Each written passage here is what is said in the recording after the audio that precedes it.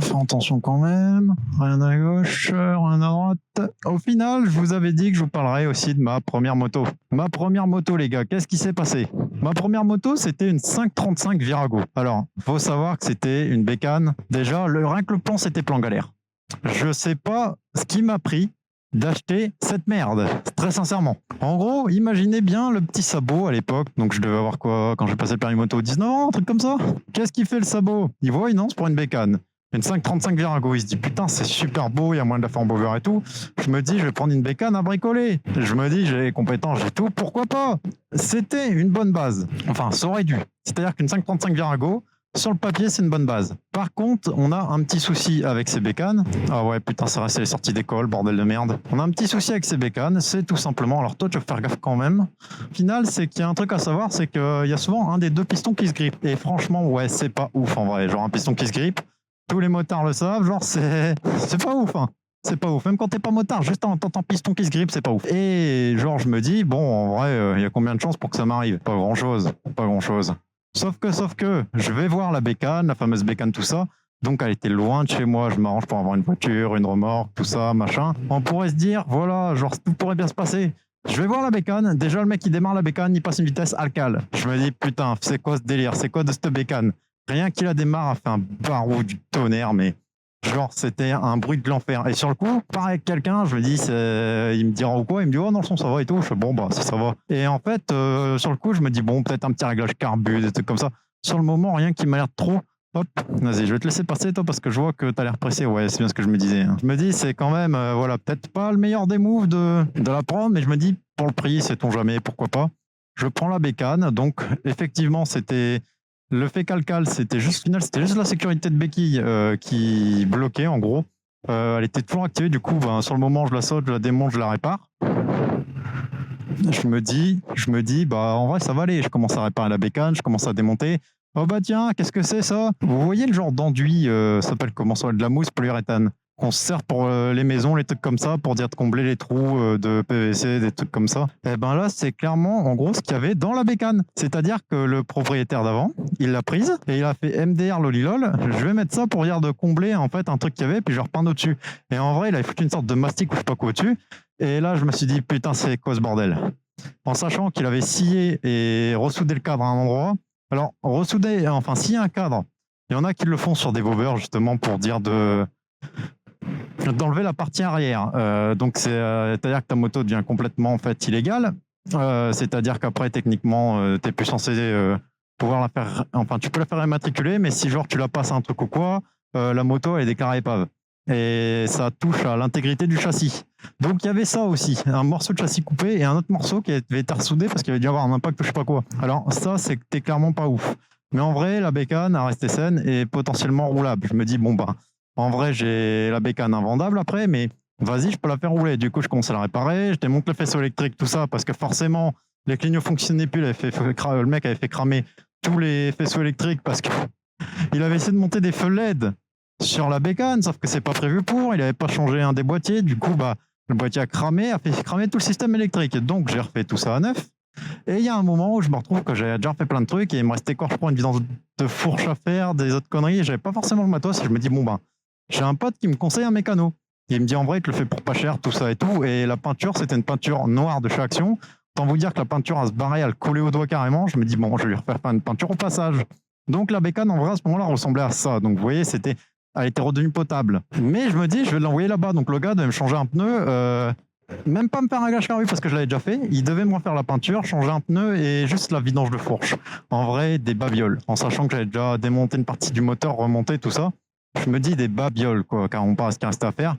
Je me dis, bon, bah ok, tu vois, genre juste la peinture qui va me coûter peut-être un peu cher. Et après, on verra. Je récupère la première fois la bécane repeinte, tout ça, la soi-disant la vidange de fourche faite. Donc je pars, je sens pas de différence vraiment avec la moto par rapport à la vidange de fourche. Je me dis c'est chelou. Mais vas-y, je repars. Donc je repars, je vais mettre le plein. Donc souvenez-vous que la peinture venait d'être faite. Je mets le plein et puis je commence à mettre 10 €, 20 € de plein. Et là, à 20 balles, je me dis putain, je suis à 25. C'est quoi ce bordel? Et à un moment, il y a un mec derrière moi qui me fait ça coule. Et je regarde, en fait, le gars avait pas embranché la durite du réservoir entre le réservoir principal et le réservoir secondaire. Du coup, ça fait que la bécane, elle perdait l'essence, sauf que c'est tombé sur la peinture toute neuve. la peinture qui s'est mise à dégouliner, la peinture de la bécane qui était toute neuve, hein, mort. Je l'avais depuis 10 minutes la bécane et là je fais putain, c'est pas vrai.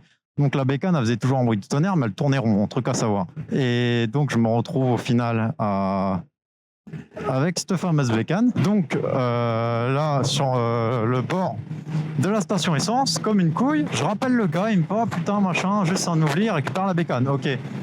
3 jours plus tard, il me rappelle, la moto est repeinte sur les endroits qui avaient coulé, tout ça machin. Et pour se faire pardonner, il me fait un réglage carbu.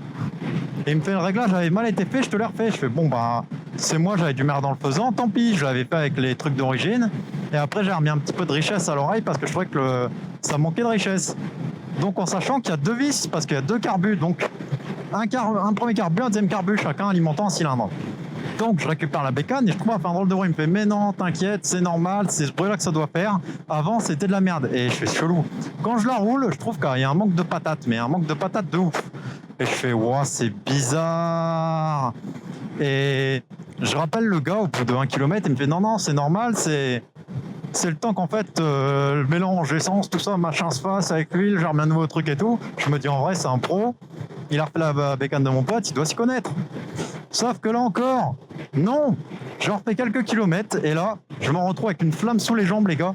Mais une flamme, je vous dis pas le bordel. Sur le coup, j'ai juste eu le temps en fait, imaginez comme ça, je roulais genre à 70, un truc comme ça, parce que j'avais pas confiance en la bécane à ce moment-là, je sentais qu'il y a un truc qui allait mal tourner. Et je roulais comme ça, et d'un coup la bécane, donc quasiment arrivée chez moi, elle reprend feu. Mais genre vraiment d'un coup je sens juste qu'il y a du chaud, je regarde comme ça et là je fais oh putain, je freine et au moment où je freine en gros la bécane elle a dû reprendre un coup de... Elle a dû reprendre un coup de chaud, j'en sais rien en fait, ou de l'essence est passée dessus, je ne sais pas. La bécane vraiment genre j'ai eu une flamme mais genre assez haute quand même parce que je me souviens que ça, j'ai eu vraiment les poils qui ont grillé, ça sentait le cochon. Franchement, après ça, on m'appelait cochonou. Et je me suis retrouvé, du coup, avec une bécane en train de brûler. Je l'ai posée sur le côté. J'ai réussi à l'éteindre en fait en mettant le coupe-circuit et en jetant de la terre dessus. Enfin, c'était même pas de la terre, je crois. Il y avait du sable sur le côté. J'ai pris du sable, j'ai jeté. J'ai réussi à l'éteindre comme je pouvais. Il y avait une bonne partie de cramé, genre les plastocs, etc., machin. Et là, j'ai fait bon, c'est fini, la bécane, j'en veux plus, j'arrête. Sincèrement. J'ai eu la moto qui s'est mise à prendre feu et je vous assure que ça m'a calmé, mais ça m'a calmé pour un bon moment parce que j'en avais pas fait pendant 2 ans. J'ai envoyé la bécane au final à la casse, il y a une grande grue qui est venue l'attraper, c'était une session d'horreur ce que j'ai vécu. J'ai dû amener ma moto, donc qui était toute belle, hein, mais toute brûlée, à la casse, la faire prendre par une grue qui a tapé, genre vraiment, qui l'a attrapée. Et qu'il l'a envoyé vraiment à 10 mètres en l'air et qu'il l'a lâché.